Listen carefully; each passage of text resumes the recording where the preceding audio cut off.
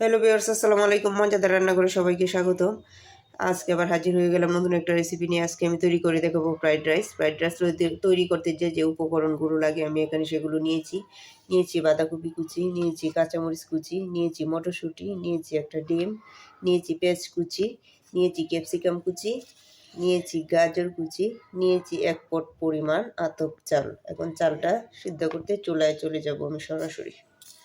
রাইসটা সিদ্ধ করে নিয়েছি, সিদ্ধ করে ঠান্ডা পানি দিয়ে আমি ধুয়ে নিয়েছি। এখন সরাসরি আমি চুলায় চলে যাব।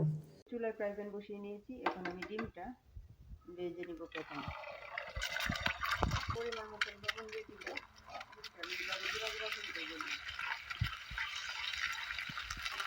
এখন দিয়ে দিব বাঁধাকপিগুলো আর দিব কিছু কাঁচামরিচ।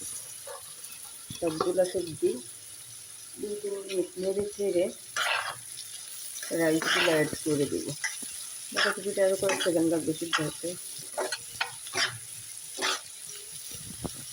ডিমটা ভাজা হয়ে গেছে। এখন দিয়ে দেবো গাজরগুলো আগে দেবো, যেহেতু এই সবজিগুলো সিদ্ধ হতে সময় লাগবে এই জন্য আমি গাজরটা আগে দিয়ে দিয়েছি। এখন দিয়ে দেবো মটরশুঁটি, সবগুলো মটরশুঁটি এখন দিয়ে দেবো। আর দিয়ে দিব ক্যাপসিকাম কুচি।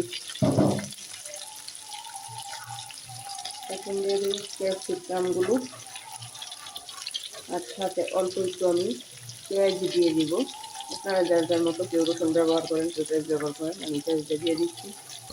এখন এগুলো সব নেড়ে ছেড়ে 2-3 সেকেন্ড পরে অন্য সবজি অ্যাড করবো। যে রাখা ডিমটা এই সবজির সাথে ভালো করে মিশিয়ে নিয়ে তার সাথে অ্যাড করে দিব রাইসগুলো। সবগুলো রাইস আমি নেড়ে ছেড়ে সবজির সাথে মিশিয়ে নেব 1 থেকে 2 মিনিটের মতো। যেহেতু সিদ্ধ করা রাইস, বেশিক্ষণ ভাজার প্রয়োজন নেই। সবগুলোর সাথে এভাবে ভালোভাবে মিশিয়ে নেব। এখন দিয়ে দিব 1 চামচ পরিমাণ সয়া সস, আর এর সাথে দিয়ে দিব 2 চামচের মতো টমেটো সস দিয়ে 1 মিনিটের মতো নেড়ে ছেড়ে নামিয়ে নেব। সবগুলো মিশিয়ে এখন নামিয়ে পরিবেশন করব। তো রেডি হয়ে গেল আমার ফ্রাইড রাইস। ভালো লাগলে আমার চ্যানেলটা সাবস্ক্রাইব করে পাশে থাকবেন। আল্লাহ হাফেজ।